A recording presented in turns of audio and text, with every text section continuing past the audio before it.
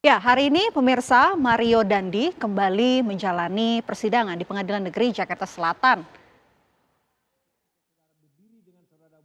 Ya, agenda sidang pada hari ini adalah mendengarkan keterangan saksi yang dihadirkan oleh jaksa penuntut umum. Saksi yang akan memberikan keterangan antara lain adalah Security Kompleks Green Permata Ulu Jami, tempat terjadinya penganiayaan terhadap David Ozora dan saudara David yang berhalangan hadir pada Selasa lalu. Sebelumnya, pada persidangan di hari Selasa, JPU juga sudah menghadirkan 4 orang saksi, yaitu ayah dari David Ozora, Renjiro, teman David, kemudian ayah serta ibu Renjiro. Saudara enggak ikut ya? Tidak mulia, cuma sampai mobil aja yang mulia, karena saya nggak kabar nggak di korban yang mulia.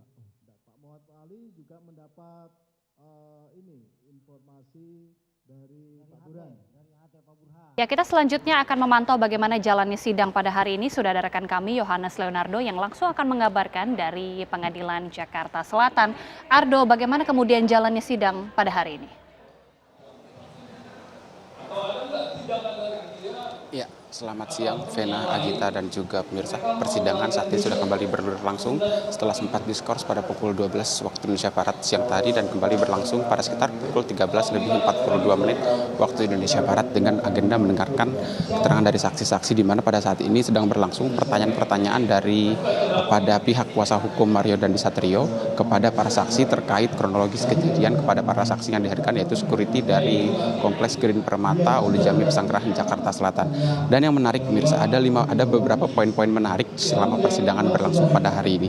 Di mana yang pertama adalah sidang dibuka dengan permohonan dari kuasa hukum Shane Lucas, yaitu Happy Sihombing, yang meminta untuk memisahkan sidang dari kedua terdakwa baik Shane Lucas dan juga Mario Dandi Satrio.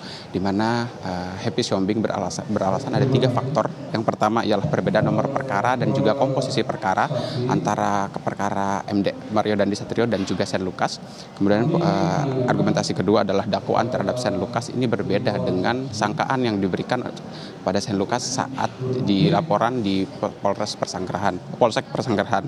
Kemudian juga poin ketiga ialah persidangan dipisah agar berlangsung secara fair dengan waktu yang lebih panjang.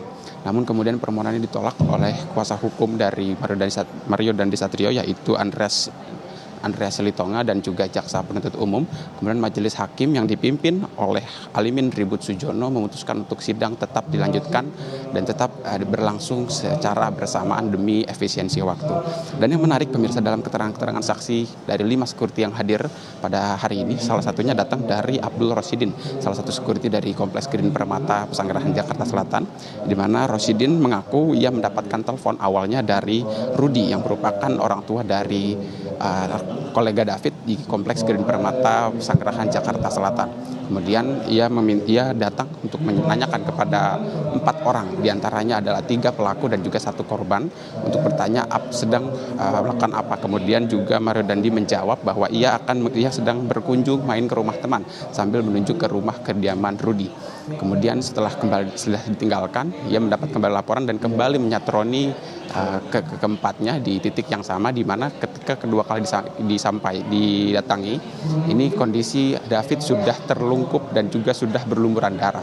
Kemudian ketika membantu David yang berlumuran darah di bagian mulut dan juga di bagian hidung, ini Abdul Rosidin ia berusaha untuk mengeringkan darah yang terus mengucur.